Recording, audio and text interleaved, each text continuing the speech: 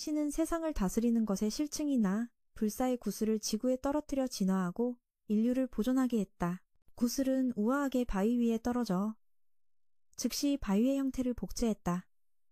한동안 그곳에 머물다가 날씨가 따뜻해지자 주변의 이끼를 복제하기 시작했다. 곧 겨울이 왔고 땅은 새하얀 눈으로 뒤덮였다. 상처 입은 늑대 한 마리가 눈보라 속에 나타나 바위 바로 위에서 쓰러져 기진맥진했다. 바위는 즉시 늑대의 모습으로 변하며 그 상처까지 복제했다. 그것은 처음으로 의식을 그리고 숙주로부터 첫 고통을 느꼈다. 상처는 그것에게 아무렇지 않았고 즉시 치유되었다.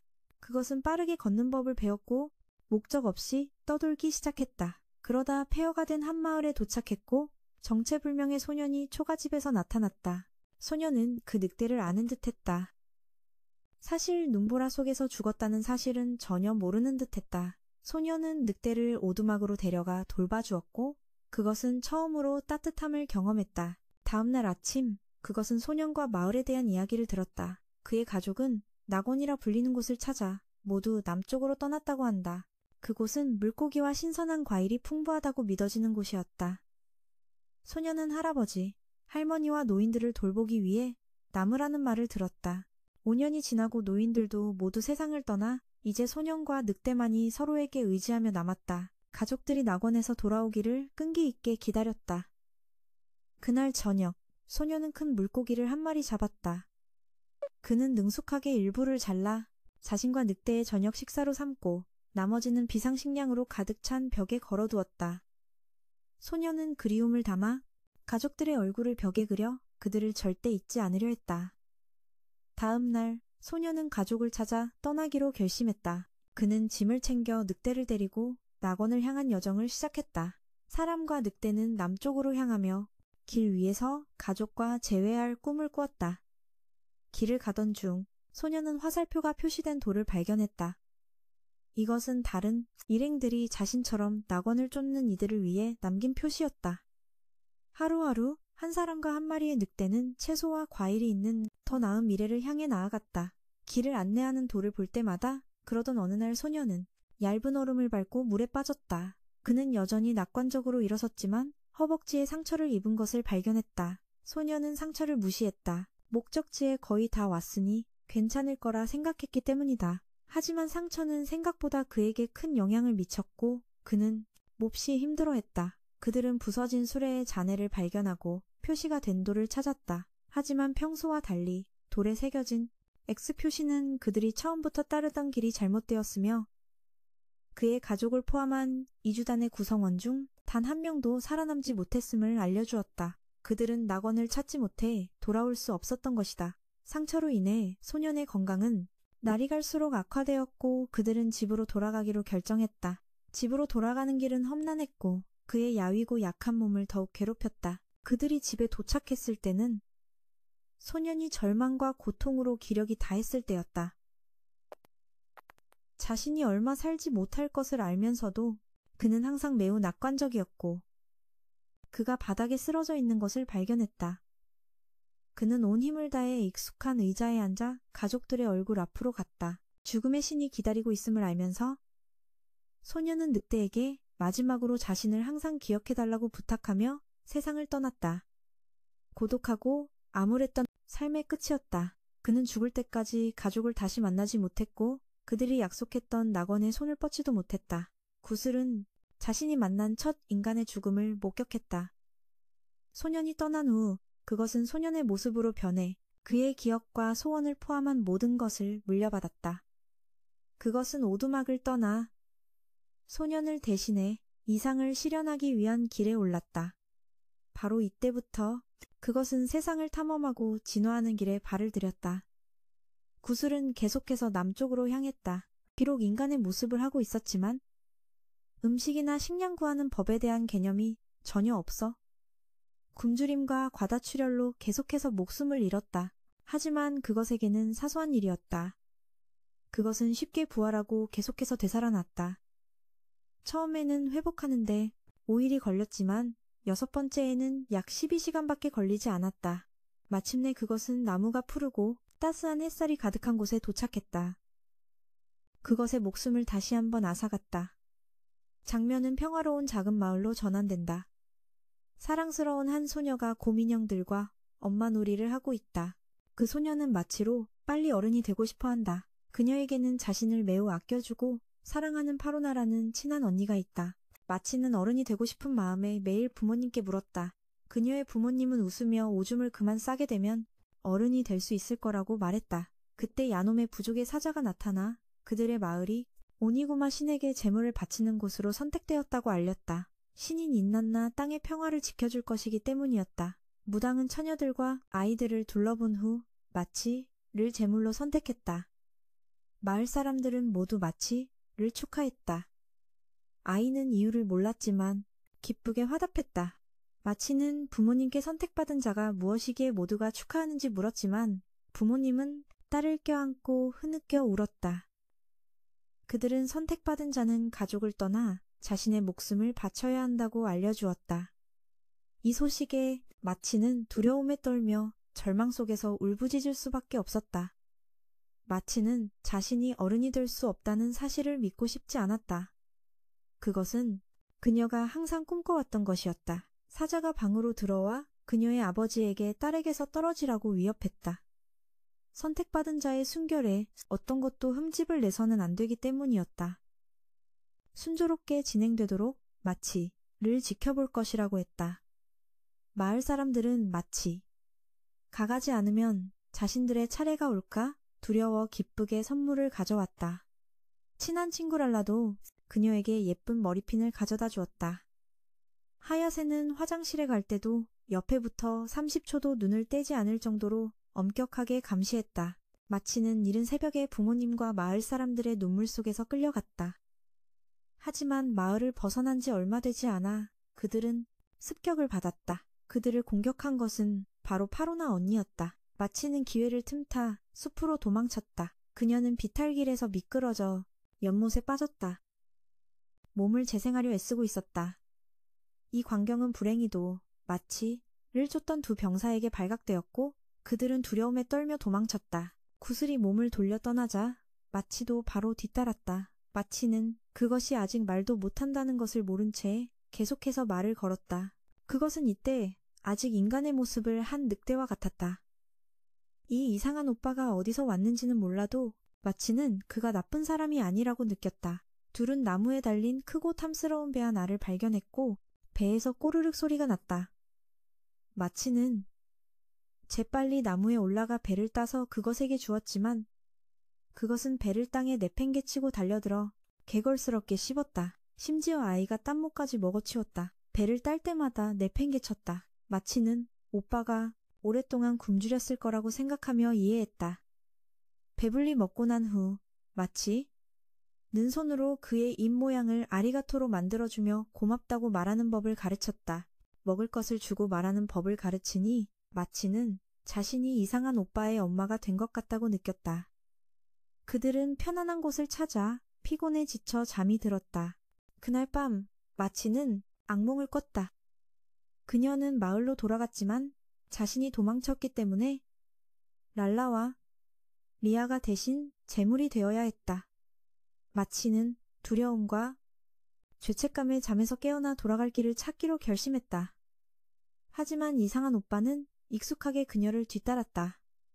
마치는 그를 따돌리기 위해 과일을 많이 던져주었지만 소용없었다. 마치는 그의 출신을 궁금해하며 물었지만 그는 먹는데 정신이 팔려 한마디도 듣지 못했다. 그녀는 이 이상한 사람에게 후시라는 이름을 지어주기로 했다. 불사라는 뜻이다. 다른 한편 하야세는 마치를 추적하며 두 병사를 남겨 묶여있는 파로나를 감시하게 했다. 두 병사가 한눈 파는 사이 파로나는 신발코에 숨겨둔 칼로 밧줄을 자르려 했다. 갑자기 거대한 곰이 나타나 두 경비병을 공격했다. 한 명은 잡아먹혔고 다른 한 명은 숲으로 도망쳤다. 곰은 파로나를 공격했지만 다행히 그녀는 밧줄을 끊고 도망칠 수 있었다. 곰은 맹렬히 파로나를 뒤쫓았고 그녀는 공격을 피하기 위해 절벽 아래로 뛰어내릴 수밖에 없었다. 공교롭게도 그녀는 마치 가전에 빠졌던 바로 그 연못에 떨어졌다. 파로나는 몸을 일으켜 어린 동생을 구하러 가기로 결심했다. 한편 마치는 하야세에게 발각되었다. 아이는 이상할 정도로 순순히 하야세를 따라가기로 동의했다. 마치를 찾던 파로나도 후시와 마주쳤다. 그녀는 그에게 여자아이를 보았냐고 물었지만 후시는 아무 말 없이 계속 걸어갔다. 하야세는 마치 애기목처럼 생긴 젤리를 주며 재물이 되기 전에 먹어야 한다고 말했다. 맛이 좀 이상했지만 마치는 순순히 말을 들었다.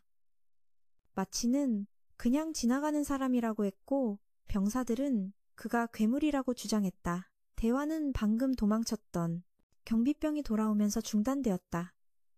그는 곰, 즉 그들이 숭배하는 오니구마님의 공격에 대해 이야기했다. 그리고 매년 제물을 바친다.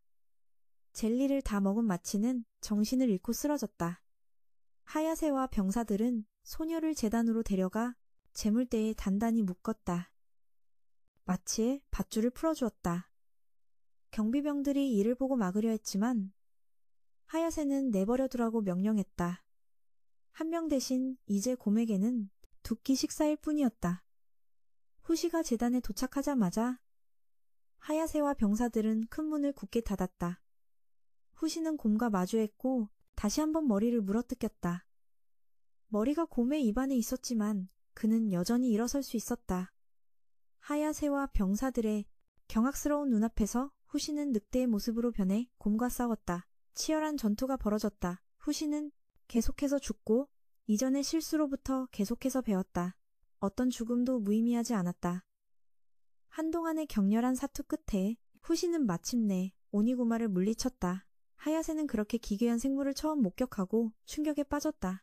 마치가 깨어났을 때 곰은 이미 쓰러져 있었다. 파로나는 그녀의 밧줄을 풀어주었지만 하야세는 그들이 떠나는 것을 허락하지 않았다. 그들의 유일한 선택지는 그녀를 따라 야놈의 부족으로 가는 것이었다. 마치, 파로나, 곰, 그리고 늑대 형태의 후시까지 포함해서 마치는 후시에게 과일을 주었고 모두가 놀라는 가운데 늑대는 아이를 향해 고마워라고 말했다. 그것은 이 세상에 와서 배운 첫 단어였다. 파로나가 어렸을 때 그녀는 오니구마의 제물로 선택되었다. 하지만 그녀의 언니가 그녀를 속여 숨바꼭질을 하자고 하고 대신 제물이 되었다. 그 이후로 파로나는 누구도 자기 언니처럼 희생되는 것을 보고 싶지 않았다. 그들은 마차를 타고 야노메로 갔다. 마차에는 이전에 만났던 늙은 무당도 함께였다. 그녀는 자신이 사실 그들의 명령을 따르는 죄수일 뿐이라고 밝혔다. 야놈의 사람들은 풍요로운 닌나나 땅을 눈여겨보고 전통적인 재물의식에 개입하여 침략하고자 했다. 그 후 주민들의 희생에 감사를 표하며 신뢰를 얻는 것이었다.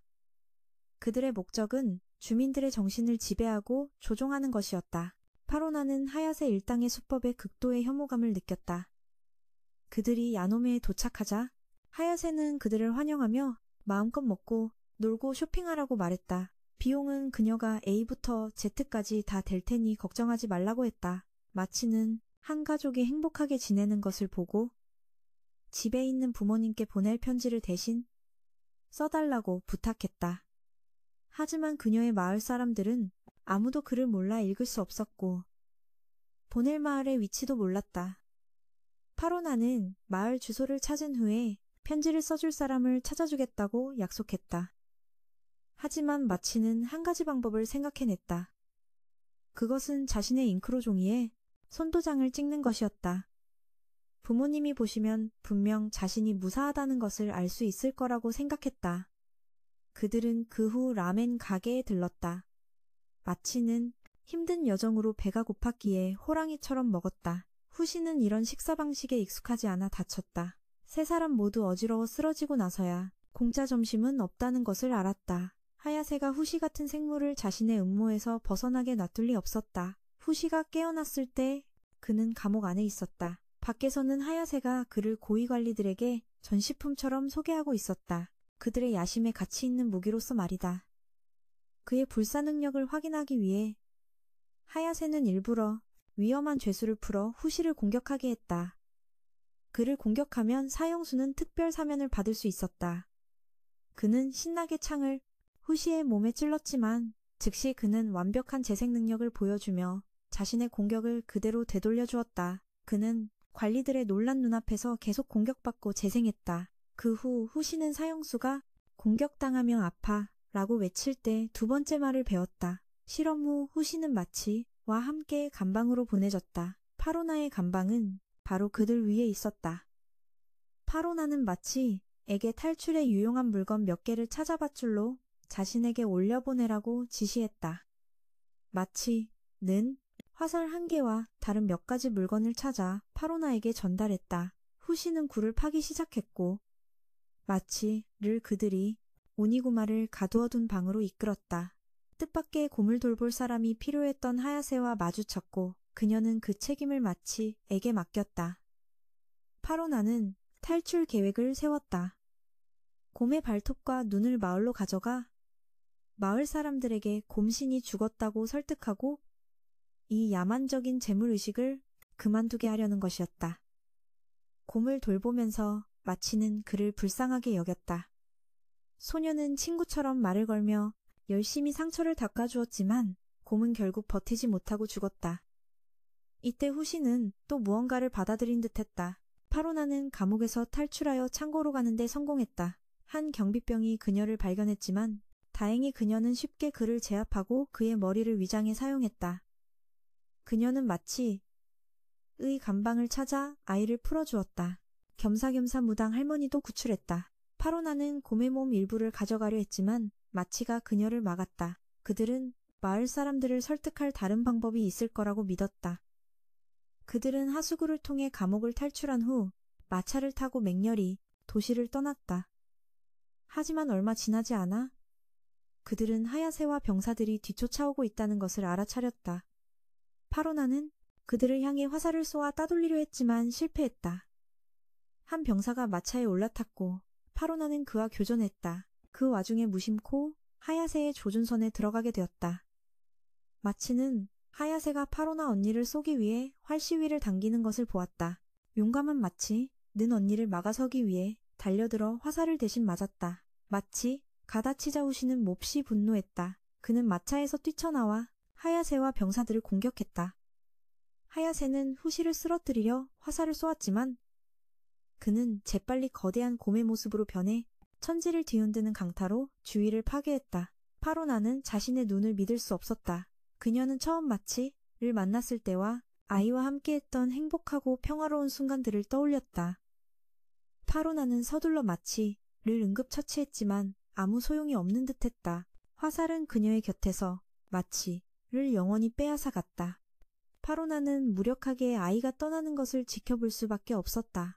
그저 동생이 좋아하던 물건들을 싸주는 것밖에 할 수 없었다. 한편 후시는 여전히 병사들을 소탕하고 있었다. 오니구마 모습으로 마치를 안고 마차에서 뛰어내렸고 무당 할머니는 계속 마차를 몰아 도망쳤다. 그녀는 후시에게 다가가 마치를 위해 싸워줘서 고맙다고 말했다.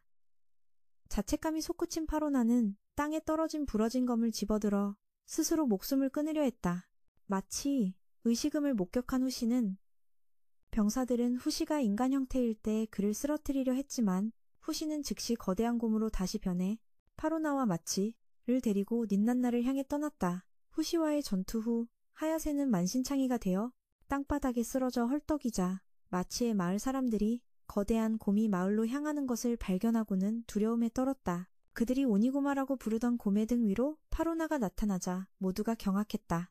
그녀는 마치의 부모님 앞으로 다가가 마치의 손도장이 찍힌 편지를 건넸다. 그녀는 그들에게 설명했다. 이 편지는 말이 없는 마치를 대신하는 것이며 마치는 무사하고 건강하다고. 마치의 부모님은 오열하며 처음 딸을 지켜주지 못한 것을 후회했고 파로나가 마치를 위해 해준 모든 것에 감사했다. 그때 갑자기 한 마을 사람이 달려와 야놈의 사람들이 가까이 왔다고 알렸다. 파로나는 그들이 불사를 쫓아온 것임을 알고 그에게 자신의 길은 스스로 선택하는 것이라며 어서 떠나라고 조언했다. 불사는 늑대의 모습으로 변해 깊은 숲속으로 사라졌고 파로나와 마을 사람들은 막루에 올라 그가 시간을 벌 수 있도록 적을 막았다.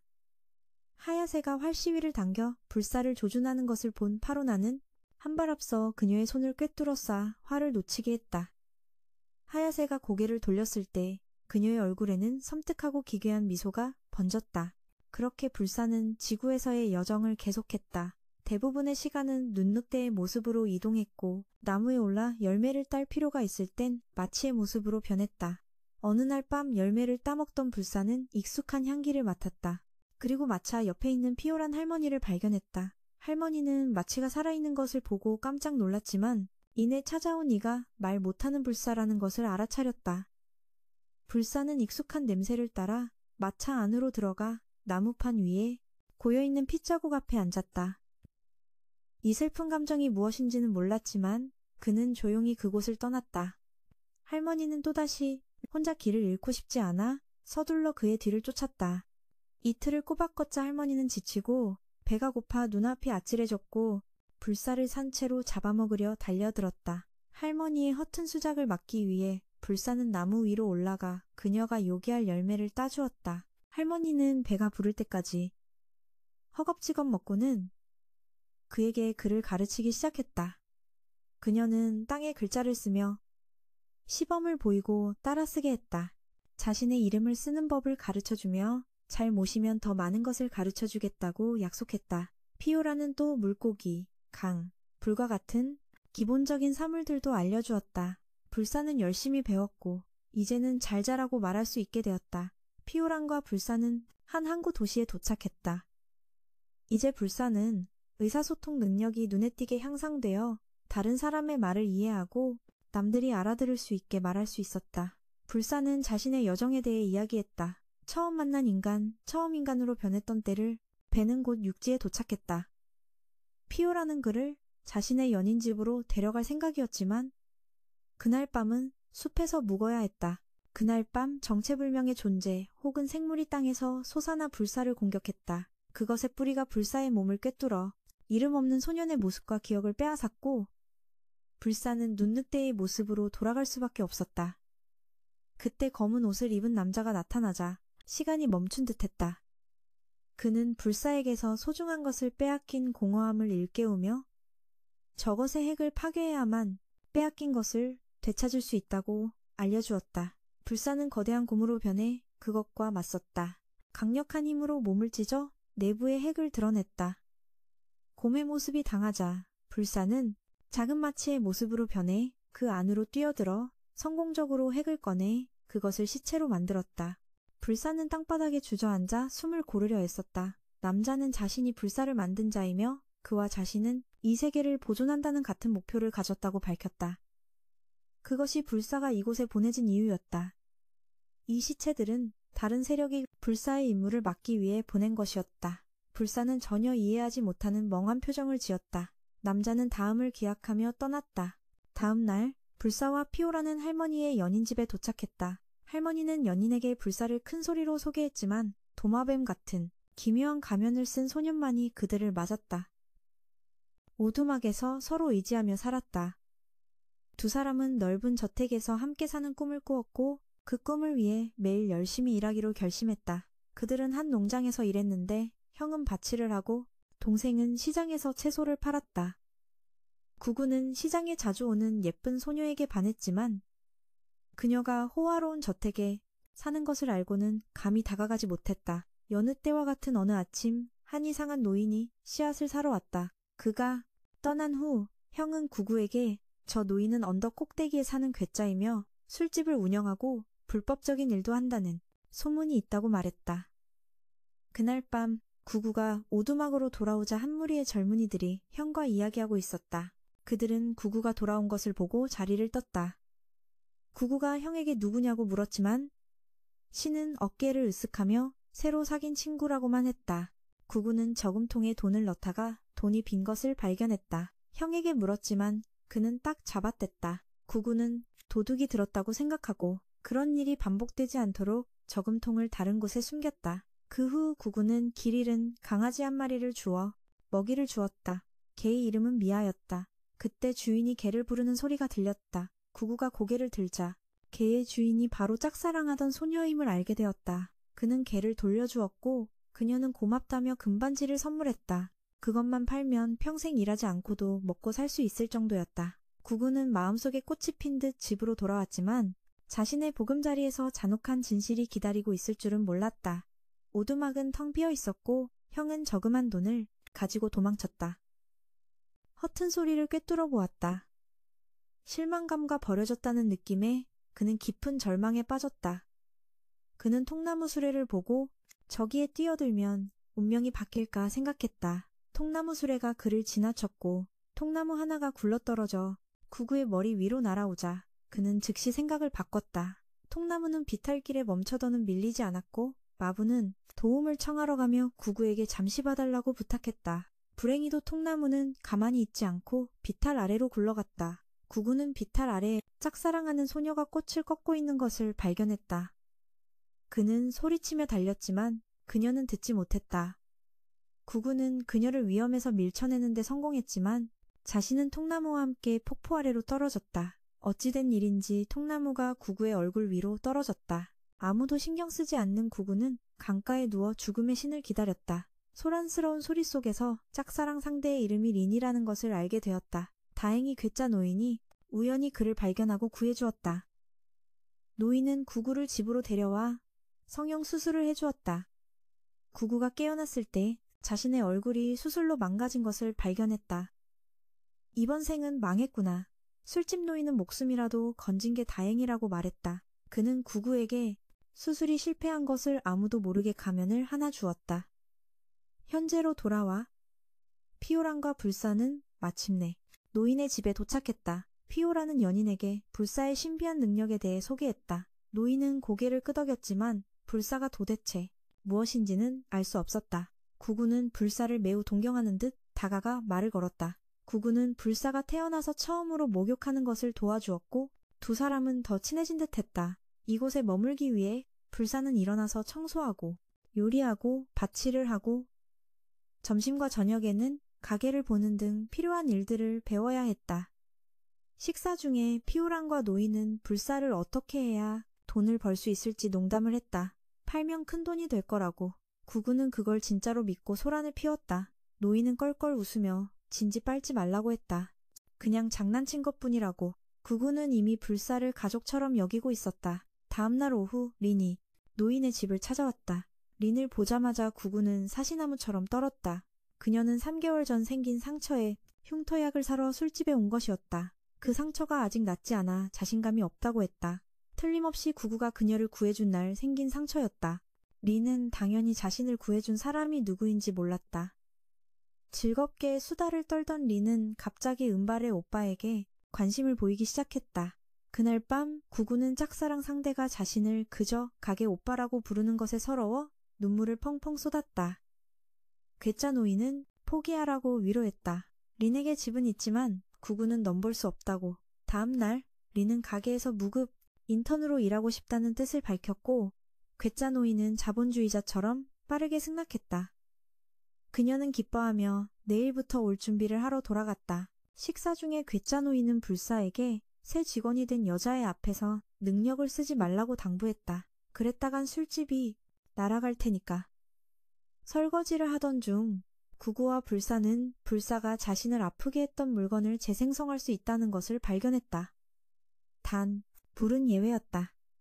하지만 실험에 정신이 팔린 구구는 불사가 얼굴을 찡그릴 정도로 아파하는 것을 눈치채지 못했다. 그날 밤 불사는 늑대의 모습으로 변의 조용한 곳을 찾아 쉬러 갔다. 다음 날 린이 와서 구구에게 불사가 어디 있는지 물었지만 그는 잘 모른다고 했다.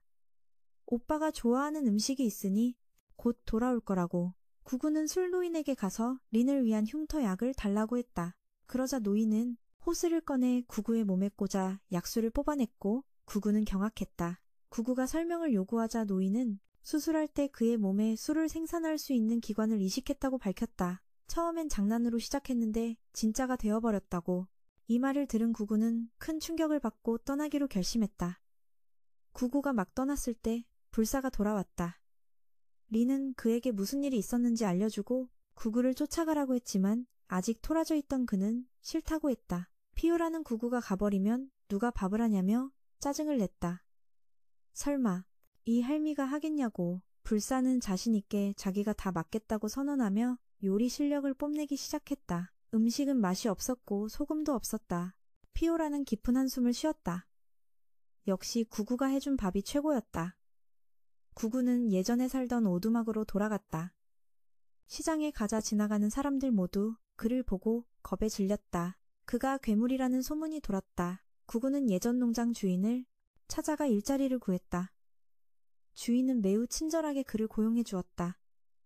그날 밤 함께 식사할 때 주인의 아들 차는 구구를 싫어하는 티를 냈다. 온 마을이 그를 싫어하기 때문이었다. 주인은 버릇없는 아들을 가르치려 했지만 아들은 멈추지 않았다. 구구는 주인에게 자신은 괜찮다고 안심시켰다. 내일 다시 일할 수 있다는 것만으로도 좋다고 했다. 주인은 그를 배웅하며 일어난 일에 대해 사과했다. 집으로 돌아가는 길에 구구는 마을 청년들에게 길을 막혔고 헬멧을 빼앗겼다. 구구는 화가 나 가면을 벗어던지고 이제부터 맨얼굴로 다니기로 결심했다. 어차피 겉모습보다 속이 중요한 법이니까 그는 헬멧을 연못에 던져버리고 떠났다. 나날이 지날수록 불사는 동생이 없는 동안 집안일을 매우 열심히 했다. 서툴렀지만 열정만큼은 넘쳤다. 구구의 오두막을 찾아와 그를 모욕하며 자기 아버지에게서 떨어지라고 소리쳤다. 구구는 그 후 일을 그만두고 새로운 일자리를 찾아 나섰다. 하지만 여러 곳에 물어봐도 그를 받아주는 곳은 없었다. 막다른 길에 몰린 구구는 린이 준 반지를 팔려고 했지만 이내 그만두었다. 길을 헤매던 중 구구는 운명을 거스르는 방법을 찾겠다던 형이 뼈만 앙상하게 남아 골목 구석에 쓰러져 있는 것을 발견했다. 결국 구구는 자신의 혈육을 참아버리지 못했다. 그는 형이 개과천선하여 성실하게 살기를 바라며 반지를 남겨두고 떠났다.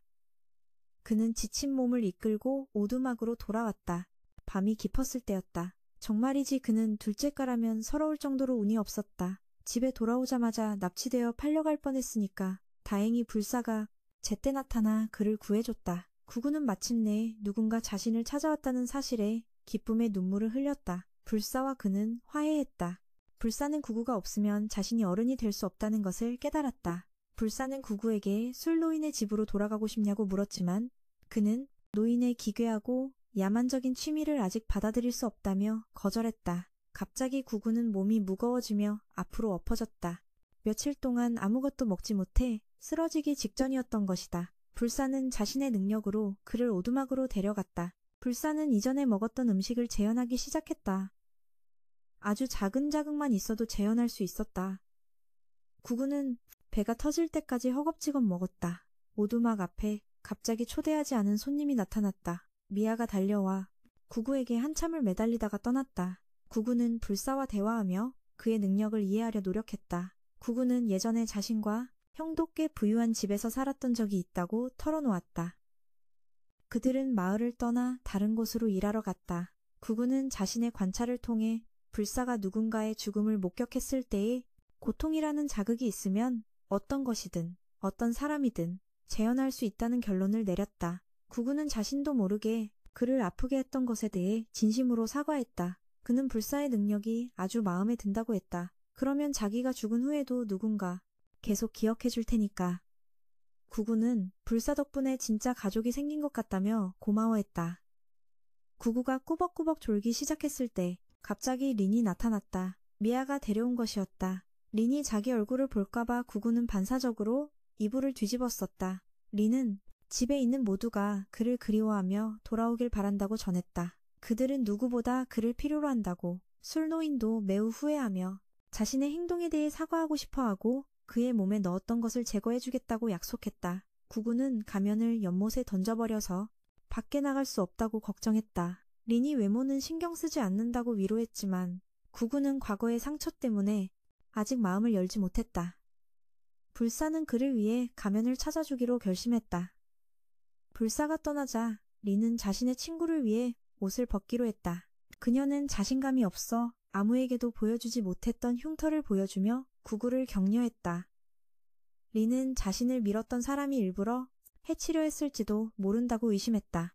아버지의 원수일 수도 있다고. 린이 구조되었지만 아무것도 모른다는 말을 듣고 구구는 무력감에 고개를 숙여 울었다. 그는 그녀를 구했고 심지어 알아볼 수 없을 정도로 다쳤는데 린은 고작 이쑤시개만 한 작은 흉터에 대해 불평하고 있었다. 구구가 본 흉터는 정말 어이가 없을 정도로 작았다. 심지어 그녀의 출신조차 린이 버리고 싶어하는 것이었다. 한 사람이 간절히 원하는 것을 다른 사람은 부정하고 싶어 한다. 린과 구구는 태어날 때부터 완전히 정반대의 운명을 가졌지만 얄궂게도 이렇게 만나게 된 것이다. 린은 구구에게 그의 흉터가 어떻게 생겼는지 물었지만 구구는 입을 꾹 다물고 아무 말도 하지 않았다. 그는 린이 진실을 알면 자신을 싫어할까봐 두려웠다. 린은 자신이 만든 가면을 꺼내며 그가 누구든 자신은 항상 마음을 열고 그를 알아가려 할 것이라고 말했다. 한편 불사는 연못에서 구구의 가면을 겨우 건져냈을 때 자신을 창조한 자와 다시 마주쳤다. 그는 평화 속에서도 적은 항상 기회를 노리고 있으니 절대 경계를 늦추지 말라고 말했다. 그 후 린과 구구가 함께 시장에 갔을 때 갑자기 그녀 아버지의 부하들이 나타나 그녀를 데려가려 했다. 다행히 구구가 그녀를 구해 함께 도망쳤다. 불사가 그들을 찾아 합류했고 구구의 낡은 가면을 가져왔다. 알고 보니 린은 집을 나온 것이었고 그녀가 쓴 가면은 아무도 알아보지 못하게 하려는 것이었다. 구구는 자신의 낡은 가면을 다시 썼고 린은 그녀의 가면을 썼다. 그들은 술노인의 집으로 향했다. 그런데 길에서 어릴 적부터 린을 돌봐준 유모와 마주쳤다. 가면을 10개를 써도 그녀는 알아볼 것이다. 린이 그들에게 끌려가지 않도록 구구는 린을 데리고 숲으로 도망치며 불사에게 남아서 그들의 시선을 끌라고 지시했다. 불사는 다친 마치의 모습으로 변해 성공적으로 유모의 주의를 끌었고 유모는 아가씨를 쫓는 대신 아이를 치료하기로 했다. 갑자기 이전에 나타났던 정체불명의 존재가 다시 나타나 불사에게 선제 공격을 가했다. 구구는 소리를 듣고 재빨리 확인하러 달려가며 린에게 먼저 돌아가서 기다리라고 말했다. 그곳에 도착한 구구는 피오란이 언급했던 정체불명의 존재가 불사를 공격하는 것을 보고 경악했다. 그것은 나무 같은 형상을 하고 있었고 마치의 의식을 빼앗아 둘을 공격했다. 불사는 계속해서 형태를 바꿨지만 힘겹게 싸우고 있었다. 그때 구구에게 이것을 물리칠 수 있는 대담한 아이디어가 떠올랐다. 그는 자신의 몸속에 있는 술과 근처 횃불에 불을 결합해 태워버릴 생각이었다. 이 괴상한 나무를 태우려고 횃불을 들고 술을 뱉으려 했지만 운 나쁘게 아까 다 토해버려서 위험에 빠질 뻔한 걸 후이가 구해줬다. 후이가 어서 도망가지 않으면 물어버리겠다고 위협했다.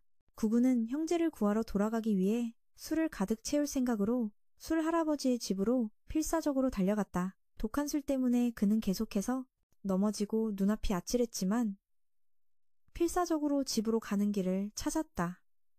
그녀를 억지로 데려가려 하고 있었다. 구구는 그들을 무시하고 곧장 할아버지에게 달려가 가장 독한 술로 가득 채워달라고 부탁했다. 할아버지는 내키지 않았지만 구구가 계속 소란을 피우자 피오란이 여기 일은 자기가 맡을 테니 아이를 데려가라고 약속했다. 술 할아버지는 술을 담는 기관이 손상됐을 수 있고 계속하면 구구가 죽을지도 모른다고 했다. 구구의 고집에 할아버지는 결국 져주고 만다. 가장 독한 술을 채워줬다. 독한 술 기운에 소녀는 마침내 모두 앞에서 린에게 자기 마음을 고백한 뒤에야 친구를 구하러 떠났다. 린의 부모님은 여전히 딸을 데려가려 했지만 피오라는 그들이 구구의 용감하고 대담한 모습을 직접 보길 바랐기에 그들을 막았다. 구구가 전투 현장에 도착했을 때 그 존재가 후시의 모든 의식을 흡수해버린 것을 발견한다. 그것이 구구를 공격하자 그는 몸에 술을 뿜어 불태워제로 만들어버렸다. 그것을 물리친 후 구구는 후시가 살아있다는 증거를 조금도 찾을 수 없자 울음을 터뜨렸다. 그때 한 줄기 하얀 빛이 잔해 속에서 나와 멀리 흩어졌다가 작은 돌멩이로 다시 뭉쳤다. 구구가 후시가 정말로 죽었다고 생각한 순간 멀리서 모든 것을 지켜보던 후시의 창조주는 후시가 운이 좋게도 희망의 불씨가 남아있음을 알고 그를 부활시켰다. 후시는 선량의 모습으로 돌아왔고 구구는 매우 기뻐하며 자신의 전과를 자랑했다. 후시는 그에게 무척 고마워했다. 둘은 다시 서로에게 달려들어 장난치며 웃었다. 둘은 서로를 부축하며 집으로 돌아왔는데 뜻밖에도 린의 부모님이 아직 남아있었다. 구구는 성대한 음식을 준비해 대접했고 뛰어난 요리 솜씨로 칭찬 세례를 받았다. 그 시각 후시는 집 밖에서 자신의 창조주를 만나고 있었다. 창조주는 그에게 이곳을 떠나 계속해서 세상을 탐험하라고 지시했다. 이 경험들의 목적은 그를 더 강하게 만들기 위함이며 그것들은 노커라고 불렸다. 소중한 사람들을 지키기 위해 매일 더 강해지지 않으면 그는 분명 다시 패배할 것이다. 유일한 방법은 항상 자신을 더 강하게 만드는 것뿐이었다. 구구가 나타나 왜 후시가 계속 혼잣말을 하냐며 투덜거렸다. 후시 외에는 아무도 그의 창조주를 볼 수 없는 듯했다. 후시는 아무데도 가지 않고 친구들 곁에 남기로 결정했다. 린도 부모님과 함께 돌아가야 했다. 그들은 아쉬운 작별 인사를 나눴다. 어느덧 4년이 흘러 구구는 이제 건장한 청년이 되었고 친구 후시는 보기와 다르게 집안일에 능숙해져 요리도 더 잘하고 대화도 훨씬 유창해졌다. 리는 때때로 몰래 두 친구를 만나러 오곤 했다. 리는 자신의 16번째 생일을 무척 기대하고 있었다. 그녀는 구구에게 무엇을 선물해야 할지 걱정하며 계속 고민했다. 후시는 그녀가 뭘 주든 그 녀석은 좋아할 거라며 그녀를 안심시켰다. 후시는 변신 능력을 사용하지 않아 몸도 시간에 따라 성장했다. 노커들도 4년 동안 다시 나타나지 않았다. 리는 슬퍼하며 부모님이 다가오는 생일에 자신의 혼사를 정해놓았다고 후시에게 털어놓았다. 이를 막기 위해 그녀는 그 전에 남자친구를 집에 데려와 소개해야만 했다. 친한 사이였기에 후시는 남자친구 자리로 의리 있는 형제 구구를 적극 추천했다. 린과 구구 모두 서로에게 마음이 있는 게 분명했지만 두 바보는 인정하려 하지 않았다. 그 후 이제 성공한 구구의 형이 그를 찾아 돌아왔다. 그는 예전에 힘들 때도 팔지 않고 애썼던 반지를 그에게 건넸다. 그는 4년 내내 구구를 찾았고 지금은 개과천선하여 농기구를 팔며 살고 있었다. 그는 가장 힘들었을 때 손을 내밀어준 구구에게 무척 고마워했다. 이제 형편이 나아졌으니 동생과 제외하여 옛날 두 형제의 꿈을 이루고 싶어 했다. 구구는 눈이 멀어 동생을 버렸던 형을 비난했다. 그때는 무척 고통스러웠지만 극복하고 나니 모든 것이 기적처럼 일어났다. 그는 가족처럼 여기는 소중한 사람들을 얻었고 그들을 떠나고 싶지 않았다. 동생이 돌아오고 싶지 않다는 것을 깨닫고 형은 술 할아버지를 찾아가 구구에게 반지를 전해달라고 부탁했다. 리는 즉시 그 익숙한 반지를 알아봤다. 알고 보니 구구는 어릴 적 시장에 그 채소 파는 소년이었다. 소년은 린을 찾아줬고 그 보답으로 리는 그에게 반지를 선물했다. 린은 어떤 사고를 당했기에 그 소년이 가면을 벗지 못하게 되었는지 궁금했다. 그녀는 할아버지에게서 반지를 받아 구구에게 직접 돌려주겠다고 약속했다. 린은 평화롭게 잠든 구구를 발견했다. 그녀는 그의 손에 반지를 끼워주려 했지만 맞지 않는다는 것을 발견했다. 잠에서 깬 구구는 깜짝 놀랐다. 린은 그에게 사랑하는지 안 하는지 한마디만 하라고 다그쳤다. 그녀는 구구에게 술에 취했을 때 자신에게 마음이 있다고 인정하지 않았냐고 상기시켰다. 하지만 구구는 딱 잡아떼며 독한 술 때문에 아무것도 기억나지 않는다고 둘러댔다. 린은 화가 나서 가버렸다. 그 후 술 할아버지가 구구를 위해 특별히 제작한 새 가면을 선물했다. 그것은 점화 장치가 장착되어 있어 외부의 불씨에 의존하지 않아도 되게 했다. 가면의 이름은 나무인간 퇴치 가면이었다. 구구는 새 가면을 쓰고 후시와 함께 린의 생일 파티에 갈 준비를 했다. 후시는 신선한 채소와 과일을 준비했고 구구는 린을 위해 꽃 한 송이를 샀다. 바로 그가 그녀를 구해주던 날 린이 정신없이 꺾던 그 꽃이었다. 두 사람은 린의 저택에 도착했고 그 화려하고 넓은 모습에 압도당했다.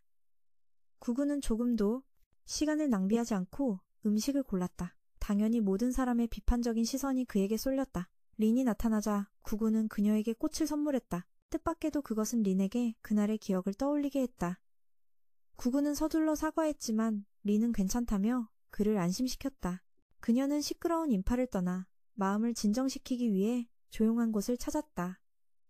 린이 잠시 자리를 비우자 한 청년이 나타나 그를 괴롭히며 가면을 벗기려 했다. 둘이 한참 몸싸움을 벌이다 구구는 분수대에 빠졌다. 린이 달려와 그 녀석을 쫓아내고 구구의 가면을 부드럽게 닦아주었다. 그 후 구구는 바람 좀 쐬고 싶다며 밖으로 나갔다가 린에게 발견되었다. 그녀는 그의 얼굴 상처에 대해 다시 한번 캐물었다. 이번에 구구는 용기를 내어 사실을 털어놓았고 린은 그가 바로 자신의 목숨을 구해준 사람이라는 것을 깨달았다. 지금까지 전혀 상상도 못했던 일이었다. 그들은 오랫동안 숨겨왔던 마음을 털어놓으며 행복하고 충만한 순간에 잠겼다. 평화는 마침내 그들 발밑의 땅이 갈라지면서 끝났고 구구는 벼랑 아래로 떨어졌다. 후시의 창조주는 그에게 노커가 나타났다고 알렸다. 그의 말에 따르면 그것의 핵은 땅속 깊은 곳에 있으며 그 영향력은 이미 지역 전체로 퍼져나갔다고 했다. 이곳은 곧 완전히 무너질 것이다. 후시는 서둘러 사람들을 대피시키고 자신은 거대한 고미 형태로 변해 마지막 사람들이 성공적으로 빠져나갈 때까지 건물을 지탱했다.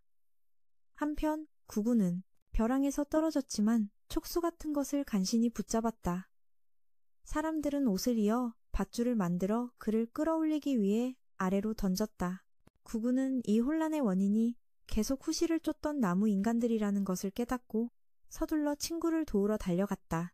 후시는 린의 부모님만 아직 빠져나오지 못했기에 천장을 받치고 있었다. 구구가 그들을 안전하게 탈출시켰다. 다시 돌아와 후시를 도우려 했을 때 그는 완전히 돌로 된 몸을 가진 거대한 곰 형태의 노커를 보았다. 구구는 예전처럼 불로 태우려 했지만 아무 소용이 없었다. 구구는 곰의 몸 안쪽이 더 부드러울 것이라는 사실을 문득 발견했고 그들은 계획을 세웠다. 안으로 접근해 불태우기로. 두 전우는 환상의 호흡으로 곰의 머리 꼭대기에 접근해 위치를 확인했다. 중요 부위. 후시는 기어오르기 유리하도록 마취로 변신하고 구구가 꽂아 곰의 머리 꼭대기를 넓힐 화살들을 만들어냈다. 안쪽에 핵이 드러났다. 구구가 불을 뿜자 곰의 몸이 갈라지며 핵이 드러났다. 후시가 그것의 핵을 잡으려 했지만 후시가 베어버리기 전에 그것은 재빨리 도망쳤다. 노커를 겁줘서 쫓아냈다고 기뻐하던 중 적이 갑자기 다시 공격해 후시를 짓뭉갰다. 노커는 마치의 의식을 흡수했다. 그것은 팔을 휘둘러 계속해서 구구를 짓누르려 했지만 린이 제때 그를 위험에서 밀쳐냈다. 하지만 설상가상으로 공격을 피하자마자 건물이 무너져 두 사람을 덮쳤다. 알고 보니 구구가 자신의 몸으로 린을 위한 방패가 되어준 것이었다. 구구의 몸은 부들부들 떨리고 피가 멈추지 않고 흘러나왔다. 고통스럽게도 그들의 첫 번째 가까운 순간이 이렇게 찾아왔다. 구구는 여기서 나갈 수 있다면 린과 함께 도라지꽃만 피는 곳으로 가겠다고 꿈꾼다. 두 사람 모두 알고 있는 그곳. 린은 사랑하는 사람의 맨얼굴을 처음 보며 구구의 입술에 키스했다. 인생의 마지막 순간에 구구는 그토록 꿈꾸던 사랑을 얻었다. 후시는 구구가 겪는 고통을 느꼈다. 그는 고통에 슬퍼하며 무너져 내렸다.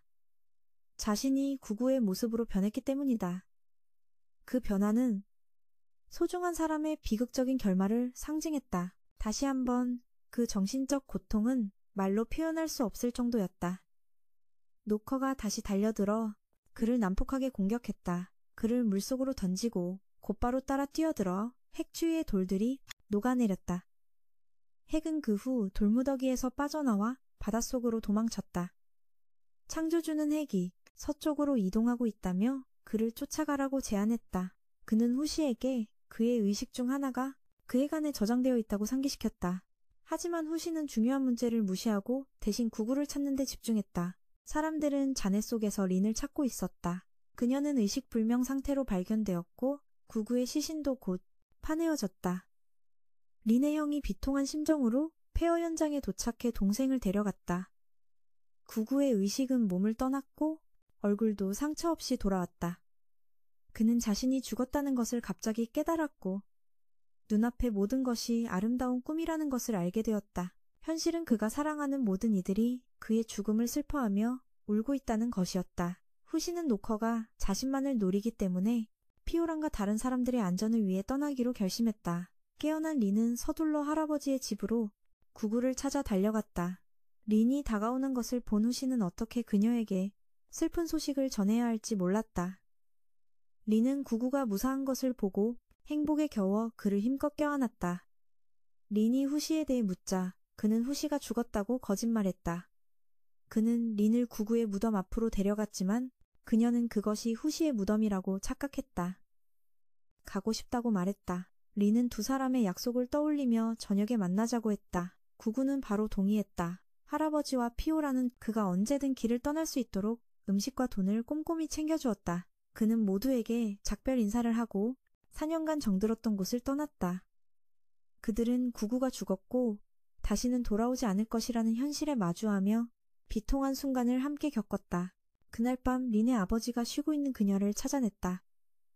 그녀는 아버지에게 이미 마음에 든 사람이 있어 결혼할 생각이 없다고 말했다. 그녀는 눈물을 흘리며 사랑하는 사람과 그가 어떻게 마지막 순간까지 자신을 지켜줬는지 이야기했다. 그가 영원히 떠났지만 그녀는 그가 가장 소중히 여기던 친구와 함께할 것이라 생각하며 기뻐했다. 후시는 방랑하며 창조주에게 계속해서 여러 가지를 물었다. 그는 노커들이 그를 완전히 패배시킬 때까지 멈추지 않을 것이라고 말했다. 후시가 지구에 온 목적은 정보를 수집하고 보존하는 것이고 노커의 임무는 바로 그가 그것을 못하게 막는 것이었다. 친한 친구를 잃은 후시는 화가 나서 왜 직접 그들을 물리치지 않느냐고 소리쳤다. 창조주는 그들을 물리칠 자는 다른 누구도 아닌 분명히 그 자신이어야 한다고 대답했다. 지금 후시는 다른 어떤 것에도 관심이 없었다. 무엇도 구구를 되돌릴 수 없기 때문이다. 후시가 익숙한 향기를 발견하면서 논쟁은 중단되었다. 그는 향기를 따라가 피오란을 발견했다. 할머니는 할아버지를 홀로 남겨두고 그를 돕고 싶어 따라 나서기로 결심한 것이었다. 하지만 후시는 그가 가는 길이 매우 위험할 것이기 때문에 할머니를 데려가고 싶지 않았다. 피오라는 생각은 늙을수록 맵다며 자신에게 무엇이 이롭고 해로운지 알 만큼 충분한 경험이 있다고 주장했다. 할머니를 설득할 수 없자 후시는 마지못해 그녀가 따라오도록 내버려 두었다. 길을 가는 내내 후시는 그녀에게 말을 걸지 않으려 했었고 그녀가 먼저 말을 걸 때도 일부러 쌀쌀맞게 굴었다. 두 사람이 마을에 도착하자 피오라는 음식을 잔뜩 시키며 자신의 식탐을 채우기 시작했다. 그 모습에 후시도 놀랄 정도였다. 후시는 마을에 있는 동안 노커들이 공격하면 끔찍할 테니 빨리 먹고 길을 떠나자고 그녀를 재촉했다. 피오라는 여전히 태연하게 자리에 앉아 식사를 즐겼다. 후시는 마을 외곽에서 기다렸다. 그는 다시 한번 창조주를 불러 노커들의 위치를 물었고 상대는 마을에서 북서쪽으로 몇 킬로미터 떨어진 곳에 있다고 대답했다. 창조주는 노커들의 존재를 감지하고 위치를 파악할 수 있었다. 그들이 토론하던 중 피오란이 갑자기 나타나 대화를 방해했다. 후시는 그녀에게 창조주가 와 있으며 노커들에 대한 정보를 알려줬다고 말했다. 다음날 길을 가던 중 피오라는 갑자기 과일이 먹고 싶어져 후시에게 올라가 따달라고 시켰다. 하지만 그는 아무리 애를 써도 딸 수 없었다. 피오라는 마치는 나무타기 실력이 월등하니 마치로 변신해보는 게 어떻겠냐고 제안했다. 하지만 후시는 마치라는 인물을 기억하지 못하는 듯했다. 이는 노커들이 그의 몸속 한 사람의 의식을 빼앗아갈 뿐만 아니라 그 사람에 대한 그의 기억까지도 앗아간다는 것을 증명했다. 후시는 더 이상 어떤 친구도 있고 싶지 않았기에 더 강해지기로 결심했다. 그날 밤 피오라는 후시에게 적에 대처할 전략이 있냐고 물었다. 후시는 구구가 몸 안쪽에 불을 뿜었기 때문에 물에 뛰어들었을 때 몸이 갈라졌다고 말했다. 피오라는 그것이 달궈진 돌이 갑자기 차가워지면 더 부서지기 쉽기 때문이라고 설명했다. 그녀는 그가 힘을 키우는데 도움이 될 만한 곳을 알고 있었다. 바로 인간의 발길이 닿지 않은 동물의 낙원이라 후시의 훈련에 아무런 방해가 없는 곳이었다. 그들은 부두에 도착해 밀림을 향했다. 따로 있다는 이유로 헤어지게 되었다. 하지만 후시는 곧바로 다른 많은 죄수들과 함께 감방에 던져졌다. 교도관은 그들이 낙원의 세계 자난다 섬으로 갈 것이라고 알렸다. 배가 정박하자마자 후시는 몰래 빠져나와 늑대 형태로 변해 피오란을 찾았다. 피오라는 땅에서 아주 높은 감옥에 갇혀 있었다. 아무리 노력해도 나무 타기는 후시의 장점이 아니었다. 아침에 그들을 배에 태운 소녀는 후시가 머리가 깨져 넘어졌다가 그 자리에서 바로 재생하는 것을 목격했다. 그녀의 말에 따르면 이 섬은 거대한 감옥과 다름없어서 밖으로 나갈 수 없다고 했다. 후시는 그녀가 목적지도 제대로 묻지 않고 그들을 배에 태운 것에 분노했다. 그녀는 그에게 사과하며 섬의 통치자 자리를 놓고 싸우는 전투에 참가하라고 제안하며 실수를 만회하겠다고 했다. 만약 후시가 승리하여 섬의 족장이 되면 피오란을 풀어줄지 말지 결정할 권한을 갖게 된다. 후시는 투기장으로 끌려갔고 그곳에서 같은 팀원들을 만났다. 그는 각 경기에서 그들의 역할과 책임에 대해 전혀 이해하지 못했다. 사회자는 대회가 2단계로 나뉘어 진행될 것이라고 알렸다. 참가자들은 팀으로 나뉘었고 생존자만이 다음 라운드에 진출할 수 있었다. 그의 팀은 갑자기 투기장으로 던져졌다. 놀랍게도 그들은 야수처럼 잔인하게 서로를 물어뜯기 시작했다. 그 끔찍한 광경에 경악한 후시는 그저 그 자리에 얼어붙어 무엇을 해야 할지 몰랐다. 잠시 후 한 오만한 남자가 모두를 쓰러뜨리고 최후의 생존자가 되었다. 하지만 안내방송이 나오자 사람들은 후시가 아직 살아있다는 것을 깨달았다. 그는 경멸하며 후시의 머리에 도끼를 던졌지만 놀랍게도 후시는 다시 일어섰다. 그는 미친 듯이 칼로 여러 번 그를 찔렀지만 늘 그랬듯 후시는 힘을 숨겨 곤란한 일을 피하라는 말을 들었기에 그를 공격하지 않았다. 공격이 소용없자 그 남자는 두려움에 떨며 쓰러져 항복했다. 후시는 최후의 승자로 선언되었다. 그의 비범한 능력에 모두가 놀라움을 금치 못했다. 싸움이 끝난 후 토나리라는 소녀가 그에게 다가와 자신과 친한 동료 리가드를 소개했다. 토나리는 후시를 친구들에게 소개했고 그들은 그를 불사신 소개했다. 첫 번째는 다부진 몸의 우로 그리고 빨간 머리의 소녀 미아였다.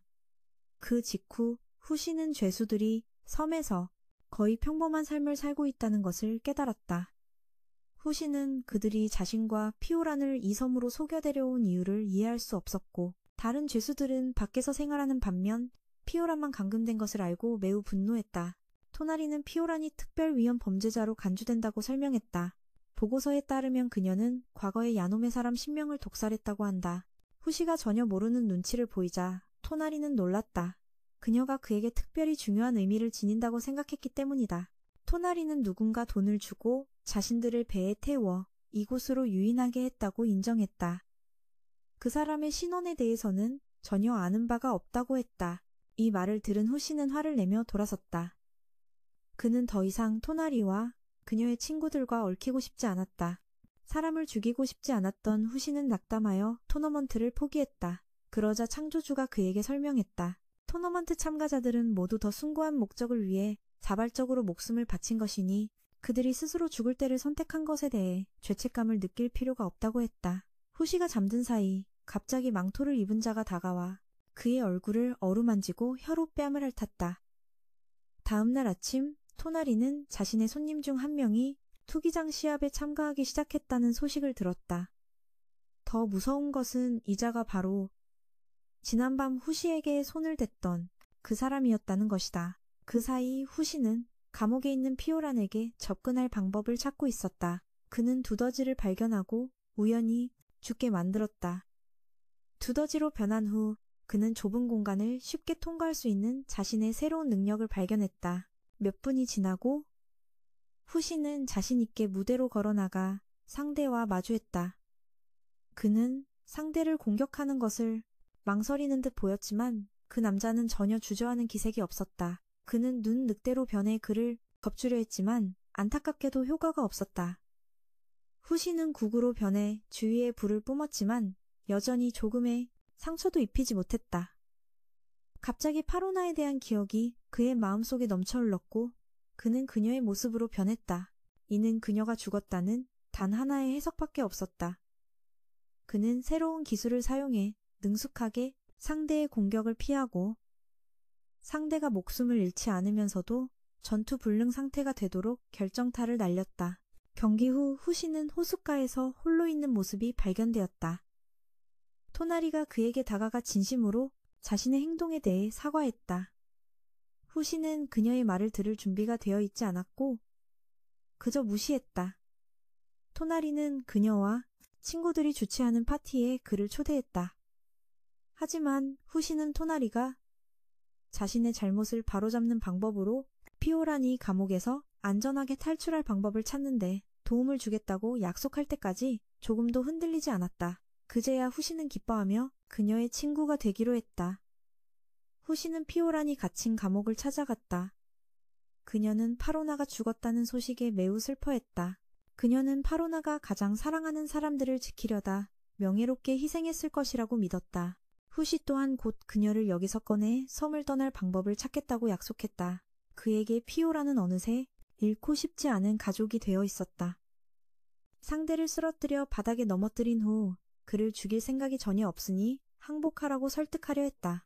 관중들은 계속해서 그를 죽이라고 소리치며 그의 상대를 향해 화살을 쏘기 시작했다. 다행히 그는 능숙하게 화살들을 막아내며 두 동강 냈다. 상대는 적이 자신을 보호해주는 것에 놀라지 않을 수 없었다. 어디선가 날아온 화살이 그의 등에 맞았다.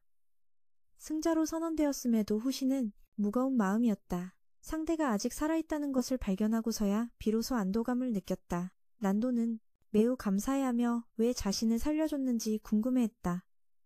후시는 고통을 겪어봤고 그 감각에 여러 번 익숙해졌기 때문에 다른 사람의 목숨을 앗아갈 수 없다고 털어놓았다. 대화를 통해 그는 그 남자가 남동생을 위해 목숨을 걸고 싸우고 있다는 것을 알게 되었다. 후시는 자신이 섬의 지도자가 되면 그와 그의 남동생이 섬을 떠나도록 돕겠다고 약속했다. 그들의 대화는 마을 사람들이 달려와 토너먼트에 참가한 이래로 아직 한 명도 죽이지 않은 후시를 비난하면서 중단되었다. 후시가 사과하려 했지만 사람들은 들을 준비가 되어 있지 않았다. 갑자기 땅이 노커의 징조처럼 격렬하게 흔들리기 시작했다. 후시는 구구의 모습으로 있다가 노커에게 꿰뚫렸다. 그는 즉시 사람들에게 대피하라고 외쳤다. 그는 늑대의 형태로 변해 노커를 유인하여 사람이 많은 곳에서 멀리 떨어뜨렸다. 그 후 두더지 형태로 변해 노커의 몸에 있는 구멍을 발견했다. 그는 핵을 물었지만 어떤 피해도 입히기 전에 붙잡혀 밖으로 던져졌다. 이때 섬 주민들은 닭과 같은 장치를 사용하여 노커를 단단히 묶어 움직이지 못하게 하고 그 기회를 이용해 괴물에게 폭발 화살을 쏘려 했다. 후시는 그들이 필요할 때마다 끊임없이 화살을 보충해 주었다. 마침내 그들은 노커의 몸에 구멍을 내는 데 성공했다. 마침내 그들은 일제히 틈새로 화살을 쏘아 노커를 폭발시켰다. 후시는 그것의 핵을 발견하고 제거했다. 그는 마치와 구구를 포함하여 그것에게 빼앗겼던 모든 사람들의 의식을 되찾으려 했다. 후시는 모든 사람의 도움이 없었다면 혼자서 노커를 이길 수 없었을 것이라는 사실을 깨닫고 그들에게 매우 감사함을 느꼈다. 그녀의 친구들과 모닥불 주위에 모여 저녁 식사를 했다. 그들은 미래에 대한 자신들의 포부를 솔직하게 나누었다. 그 직후 후시는 자신의 요리 실력을 뽐내며 모두에게 많은 음식을 만들어 주었다. 그들은 더 이상 삼킬 수 없을 때까지 맛있게 먹었다. 하지만 갑자기 모두가 쓰러져 기절했다. 후시는 그때서야 깨달았다. 자신이 하야세가 이전에 그들에게 대접했던 음식 중 하나를 무심코 대접했다는 것을. 하야세는 비밀리에 진정 효과가 있는 채소를 음식에 넣었던 것이다. 그는 단지 요리법을 재현했을 뿐이라 전혀 눈치채지 못했다. 그는 자신의 무지함에 대해 매우 죄책감을 느꼈다. 그는 바닥에 있는 토나리의 일기장을 발견하고 집어들어 읽기로 했다. 그가 저녁 식사에 함께 참여한 것에 대한 토나리의 흥분을 표현한 최신장을 읽고 있을 때 그가 책을 내려놓고 떠나려 하자 토나리가 깨어났다. 그녀는 그를 섬으로 속여 데려온 것에 대해 다시 한번 사과했다. 후시가 떠난 후 그녀는 펜을 들고 몇 가지 중요한 사건들을 기록하기 시작했다. 토나리는 어릴 때부터 항상 유명한 작가가 되는 것을 꿈꿔왔다. 그녀는 항상 동료 리가스와 함께했다. 어느 날 5살 때 그녀는 어머니가 돌아가시고 아버지가 사건의 용의자로 체포되었다는 사실을 알고 마음 아파했다. 토나리의 아버지는 그 섬으로 보내질 예정이었다. 토나리는 아버지를 따라가겠다고 고집했다. 그녀는 아버지가 무죄라고 확신했고 모든 시련을 극복하도록 돕기로 결심했다. 섬에 도착한 후 아버지는 토너먼트에 참가하겠다고 선언했다.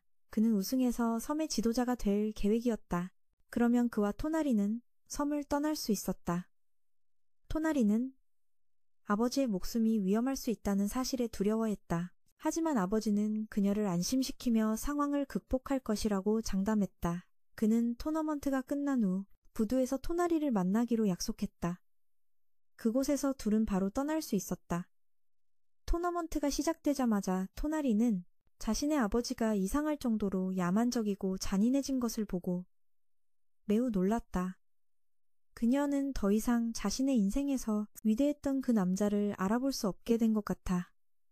투기장을 떠나기로 결심했다.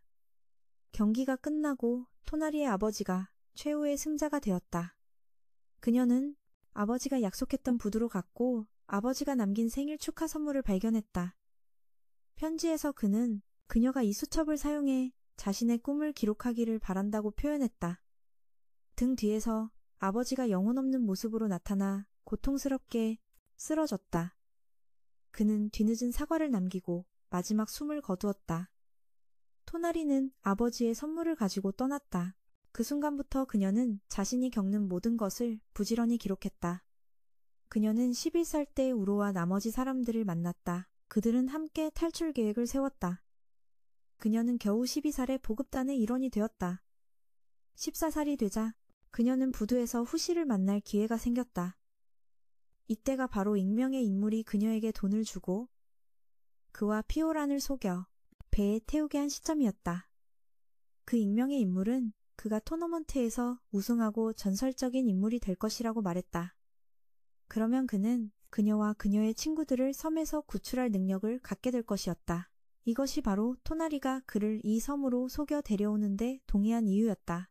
오늘 그는 마치의 모습으로 다시 피오란을 찾아갔다. 이제 기어오르는 것은 그에게 더 이상 어렵지 않았다. 그는 다음 날로 예정된 결승전에서 승리하면 그녀를 구출하겠다고 장담했다. 다음 날 선수들이 투기장에 들어섰다. 그의 상대는 다름 아닌 투구를 쓴 그 사람이었다. 후시는 놀랍게도 그녀가 하야세라는 것을 발견했다. 그녀는 이 순간을 간절히 기다려왔다고 밝혔다. 그녀는 또한 파로나를 죽인 사람이기도 했다. 이 말을 듣자 후시는 경노했다. 그는 하야세에게 달려들어 공격했지만 그녀는 모든 공격을 쉽게 피했다. 거대한 곰으로 변신했음에도 불구하고 그의 노력은 거의 효과가 없었다. 어떤 상황에서든 하야세는 항상 자신이 그보다 한 수 위라는 것을 보여주었다. 그녀의 말은 성공적으로 후시를 자극했고 그는 평정을 잃고 달려들었다. 하야세는 능숙하게 공격을 피하고 그의 목에 진정제 주사를 쐈다. 후시는 패배했고 하야세는 최후의 승자로 선언되었다. 불사신을 물리친 후 그녀는 승리 연설을 했다. 그녀는 자신이 오랫동안 후시를 지켜봐왔으며 심지어 그가 성숙하기 전에 처음으로 발견한 사람이라고 관중들을 속였다. 그녀가 그에게 인간이 되는 법을 가르쳤지만 야수성을 버리지 못해 그녀를 떠났다고 했다. 그녀는 어떤 공격이라도 막을 수 있는 강력한 방어팀을 구성하자고 사람들에게 호소할 생각이었다. 결국 하야세는 자신의 유일한 소망은 후시의 보호자가 되는 것이라며 섬 지도자 자리를 다른 사람에게 양보하고 싶다고 마무리지었다. 그녀는 섬의 통치권을 토나리에게 넘겼다. 이 말을 듣자 군중 대다수는 분노하여 토나리를 해칠 계획을 세우기 시작했다. 소녀와 친구들은 재빨리 도망쳤고 후시는 하야세에게 끌려갔다. 그녀는 그를 침대에 눕히고 미성년자 관람 불가인 일련의 행동을 했다. 몽롱한 상태의 후시는 저항할 수 없었고 그저 그녀가 마음대로 하도록 내버려 둘 수밖에 없었다. 다행히 토나리와 친구들이 후시를 구하기 위해 성에 도착한 것은 하야세의 흥이 깨지기 직전. 때마침이었다. 그들은 방문을 열었지만 후시는 어디에도 없었다.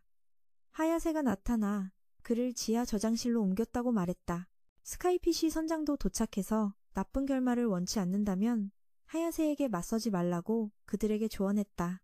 토나리는 후시가 만든 배로 섬을 떠날 수 있으니 여기서 영원히 갇혀있을 필요가 없다고 그에게 말했다. 하야세는 토나리에게 최후 통첩을 보냈다. 10초 안에 꺼지거나 아니면 여기서 한 명씩 꿰뚫어버리겠다고. 하야세가 우위를 점하고 있을 때 갑자기 후시가 그녀의 등 뒤에서 목에 칼을 겨눈 채 나타났다. 그는 끌려가자마자 정신을 차렸지만 자신의 텅 빈 껍데기를 만들어 경비병을 속이는 교활한 계획을 생각해냈다. 후시는 하야세가 자신의 친구들을 풀어주는 조건으로 기꺼이 자신을 희생하겠다고 했다. 하야세는 즉시 동의했다. 토나리는 새로운 섬의 지도자로서 섬을 떠나기로 결정했고 그녀는 함께 갈 사람들을 자유롭게 선택할 권리가 있었다. 선장은 그녀를 대신해 배가 더 많이 태울 수 없기 때문에 700명의 죄수만 떠날 수 있다고 발표했다. 토나리는 7세 미만의 아이들과 친구들, 피오란, 그리고 난도와 그의 동생을 데려가기로 결정했다. 사람들이 그녀의 결정에 동의하지 않았지만 토나리는 아이들이 섬에서의 현재 삶보다 더 나은 삶을 살 자격이 있다고 주장했다. 그들이 출발을 준비할 때 하야세는 토나리와 그녀의 친구들을 기절시켰다. 후시가 몸부림치는 앞에서 그녀는 그들을 좋은 곳으로 데려다 주겠다고 거짓 약속을 한 후 후시에게도 진정제를 주사했다. 잠시 후 토나리는 의식을 되찾았다. 분명 그녀는 몇 시간 동안 의식을 잃어야 했지만 그녀는 구명보트 중 하나에 올라타 섬으로 돌아가기 시작했다. 그녀는 친구들과 아이들을 난도에게 돌봐달라고 부탁했다. 다음 날 토나리는 후시가 있는 장소에 도착했다. 그녀가 몰래 구멍을 통해 편지를 안으로 넣어주려 할 때 후시가 갑자기 그녀의 등 뒤에서 나타났다. 알고 보니 그는 두더지로 변해 구멍을 통해 감방에서 탈출했던 것이다. 그는 토나리가 유일한 자유의 기회를 포기하고 자신을 구하러 돌아온 것에 매우 놀랐다. 그는 그녀가 한 일에 대해 매우 감사했고 그들은 함께 떠나기로 결정했다. 폭풍 때문에 그들은 오늘 밤 출항할 수 없었다. 그들은 동굴에서 하룻밤을 보내고 다음날 아침에 출발해야 했다. 잠들기 전에 그들은 다양한 주제에 대해 이야기를 나눴다.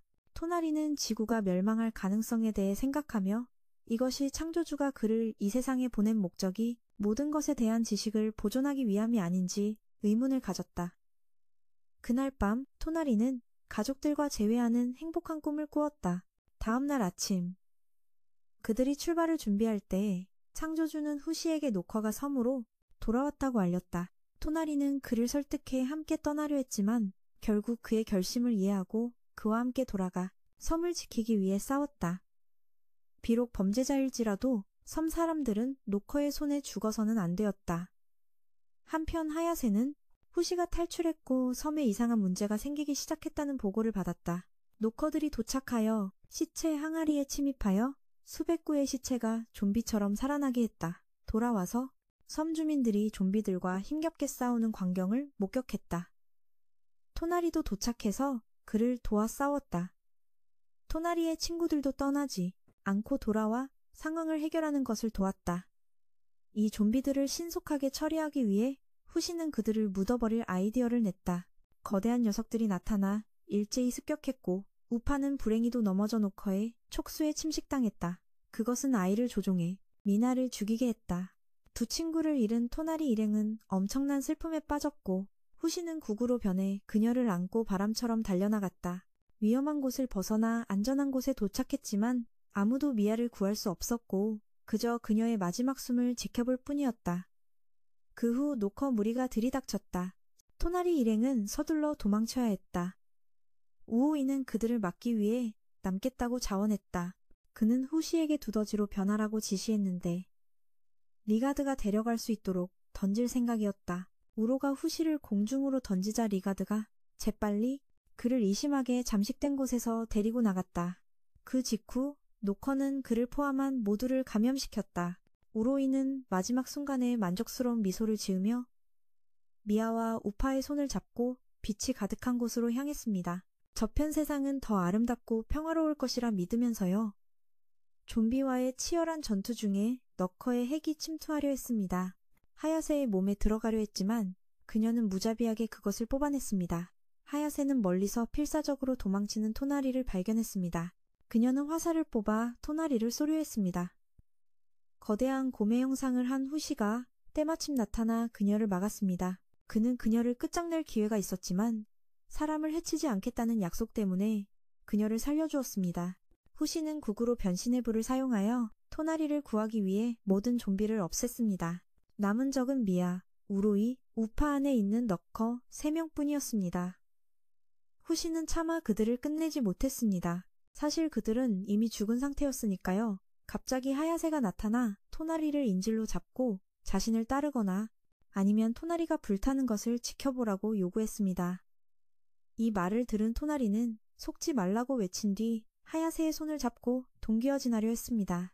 다행히 후시가 재빨리 날아와 둘 다 붙잡아 무트로 끌어올렸습니다. 그러고는 그녀가 딴짓을 못하도록 꽁꽁 묶었습니다. 이제 남은 세 사람 우파, 미아, 우로이를 처리할 시간이었습니다.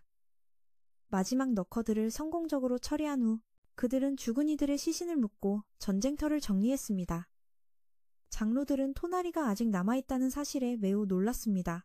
그녀는 친구들이 사람들을 구하기 위해 돌아왔다가 희생되었다고 모두에게 알렸습니다. 감동이 물결처럼 밀려와 가장 냉혈한들조차 약간의 양심을 느끼게 했습니다. 토나리는 촌장의 이름으로 투쟁 대회를 폐지한다고 선언했습니다. 후시는 섬에 더 많은 너커를 끌어들일까 두려워 즉시 떠날 준비를 했습니다. 반면 토나리는 결심했습니다. 섬에 남아 이곳을 재건하는 데에 힘을 보태기로요. 번영하고 행복한 미래를 꿈꾸며 후시는 섬을 떠났습니다. 자신의 여정을 계속하기 위해서요.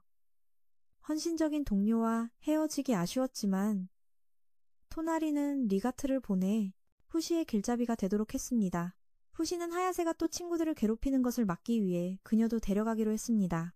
그들이 바다 한가운데에 있을 때 그녀가 깨어났습니다. 그녀는 처음 만났을 때부터 후시에게 첫눈에 반했다고 고백했습니다. 그녀는 아무도 그를 빼앗아갈 수 없도록 그의 소중한 사람들을 모두 죽였습니다. 그 말에 후시는 혐오감을 느꼈습니다. 그녀는 구제불능이었습니다. 후시는 다른 배를 만들어 서둘러 떠났습니다. 그녀의 광기가 옮을까 두려웠기 때문입니다. 이런 식이면 실력으로 솔로인 거죠. 아무도 예상치 못하게 너커의 핵 중 하나가 접근해 하야세의 몸에 침투했습니다. 후시는 피오란이 기다리고 있는 항구에 도착했습니다. 그녀를 가장 쉽게 찾을 수 있는 곳은 식당이었죠. 그는 피오란이 식사를 즐기도록 내버려 두고 그녀에게 해가 될까봐 조용히 떠나기로 결심했습니다.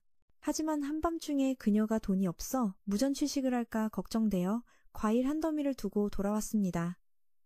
다음 날 아침 막 떠나려던 참에 말없이 떠나면 안 된다는 것을 깨달았습니다. 그는 서둘러 돌아가 종이와 펜을 가져와 마지막 편지를 썼습니다. 그는 그녀가 쉽게 찾을 수 있는 곳에 조심스럽게 편지를 놓았습니다. 다시 떠나려 할 때 그는 문득 날씨가 추워지면 피오란에게 따뜻한 외투가 필요할지도 모른다는 생각이 들었습니다. 그는 다시 서둘러 외투를 가져다 주러 돌아갔지만 그녀를 찾을 수 없었습니다. 냄새를 따라가 그녀를 찾았고 자신은 덤불 속에 숨어 지켜봤습니다. 나쁜 남자가 그녀를 납치하려 하고 있었습니다. 그가 막 개입하려던 순간 피오란이 재빨리 그 나쁜 녀석을 처리했습니다. 그는 한동안 그녀를 계속 따라다녔고 차마 그녀를 떠날 수 없었습니다. 관찰자는 피오란이 나이가 많아 언제든 죽을 수 있다고 그에게 말했습니다. 후시는 분노했고 피오란도 다른 사람들처럼 자신을 떠날 것이라는 사실을 믿을 수 없었습니다. 그날 밤 후시는 잠든 피오란 옆에 조용히 외투를 놓아두었습니다. 그가 막 떠나려던 순간 할머니가 그를 붙잡았습니다. 둘은 다시 만나게 되어 무척 기뻐했습니다. 그들은 함께 생물들의 낙원이라 불리는 숲으로 향했습니다. 두 사람이 너커의 존재를 감지할 때마다 반대 방향으로 도망쳤습니다. 시간이 흐르면서 피오란의 건강은 점차 나빠졌고 마침내 더 이상 일어설 수 없게 된 날이 왔습니다. 후시는 항상 곁에서 그녀를 돌보고 그녀가 원하는 곳은 어디든 데려다 주었습니다. 어느 날 피오란은 후시에게 비가 올 것 같으니 감자와 말린 생선을 걷어달라고 부탁했습니다. 그가 떠나자 피오란은 관찰자에게 모습을 드러내라고 말했습니다. 그녀는 그가 내내 자신들을 지켜보고 있었다는 것을 알았습니다. 자신이 곧 죽을 것을 안 그녀는 후시에게 도움이 되는 무언가로 다시 태어나고 싶다는 소원을 말했습니다. 관찰자는 그녀의 요청을 받아들이고 그녀의 목숨을 거두었습니다. 그는 그녀가 천국으로 들어가기 직전에 그녀의 영혼을 데려갔습니다. 몽롱한 상태에서 피오라는 자신이 아름다운 소녀가 된 모습을 상상했습니다. 관찰자는 굿을 하나를 만들어 그녀에게 만져보라고 했습니다. 피오라는 반짝이는 굿을 속으로 사라졌습니다. 후시가 텐트로 돌아왔을 때 피오라는 이미 떠난 후였습니다. 그는 비통에 잠겨 걷잡을 수 없이 울기 시작했습니다. 남은 용기를 다해 그는 그녀를 정중히 묻어주었습니다. 그는 길고 끝없는 여정을 계속했습니다. 수십 년이 흘러 소녀는 남자가 되었습니다. 그는 세상에서 너커를 없애겠다는 결심을 굳건히 지켰습니다. 영상은 여기까지입니다. 재미있게 보셨다면 좋아요와 구독을 눌러 더 좋은 영상을 만들 수 있도록 응원해주세요. 정말 감사합니다.